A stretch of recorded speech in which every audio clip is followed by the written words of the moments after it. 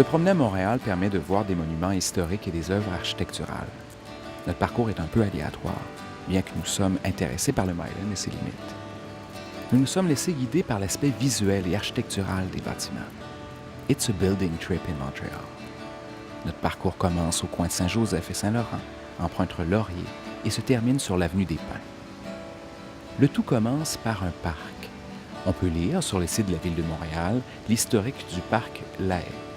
Cette dénomination rappelle le révérend père Thérèse Thomas La Haye, 1815-1861, originaire de Dijon, curé fondateur de la paroisse Saint-Enfant Jésus.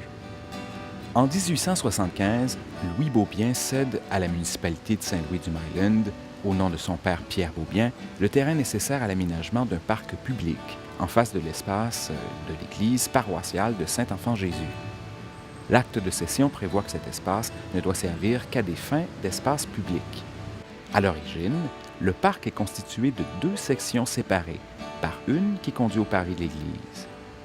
L'aménagement réalisé en 1934 dans le cadre de travaux dits de chômage laisse d'ailleurs toujours percevoir les 2 sections initiales, alors que la voie de circulation est maintenant intégrée au parc.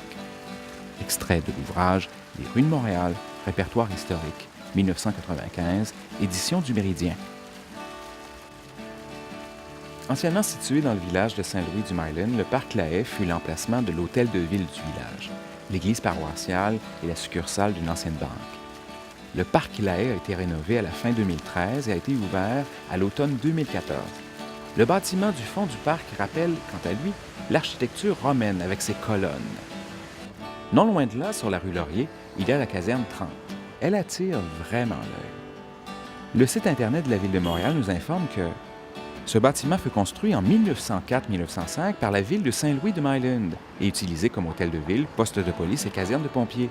Elle est située au 5 avenue Laurier-Ouest, intersection Saint-Laurent, coin nord-ouest. Le 29 mai 1909 eut lieu l'annexion de la ville Saint-Louis-du-Myland. Une partie du bâtiment devint la caserne 30. Le 1er juillet 1910, modification des portes de garage à l'avant de la caserne en 1981. La bâtisse abrite aussi le Musée des pompiers de Montréal qui a comme mission de garder en mémoire le travail des pompiers au fil du temps, ainsi que des joyaux historiques et architecturaux qui ont été détruits par le feu. L'intérêt architectural de cette caserne est, selon nous, son apparente inspiration proche d'un château gothique et médiéval. Si nous nous rendons au bout de la rue Laurier-Ouest, nous arrivons à l'église Saint-Viateur d'Outremont, qui a été édifiée en 1911 suite au Congrès eucharistique de Montréal en 1910. Certains le considèrent dans Outremont et d'autres dans le Myland. Petite note mondaine. L'ex-premier ministre Pierre Elliott Trudeau y a été baptisé le 20 octobre 1919, soit 2 jours après sa naissance. Petite note historique. L'église Saint-Viateur d'Outremont a également marqué la séparation avec la paroisse voisine, Saint-Enfant-Jésus du Myland. Cela dit, le plancher de l'église a été rénové au mois de janvier et février 2014. Les tuiles du plancher ont dû être changées, mais elles n'ont heureusement pas pu tomber sur la tête de personne, étant donné qu'elles étaient déjà au sol. Son architecture est de style néo-gothique. M. Guido Nincheri a fait la décoration intérieure et les vitraux, alors que Philibert Lemay s'est chargé des boiseries de chêne. En descendant Côte-Sainte-Catherine et avenue du Parc, nous nous rendons à l'Hôtel Dieu. Comme on peut lire sur le site Internet de la Ville de Montréal au sujet de l'Hôtel Dieu et des religieuses hospitalières de Saint-Joseph, la Congrégation des religieuses hospitalières de Saint-Joseph est fondée en France par Jérôme Le Royer de la Verzière. En 1659, 3 d'entre elles arrivent en Nouvelle-France afin d'appuyer Jeanne Mance dans le soin des malades et dans la gestion de l'Hôtel Dieu. D'abord installé dans la vieille ville, l'hôpital est transféré sur le versant nord-est du Mont-Royal en 1861.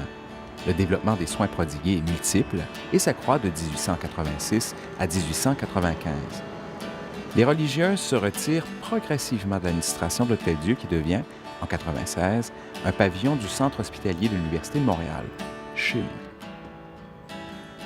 L'Hôtel Dieu et le Musée des religieuses hospitalières de Saint-Joseph se trouvent dans l'arrondissement Plateau-Mont-Royal, fin Myland.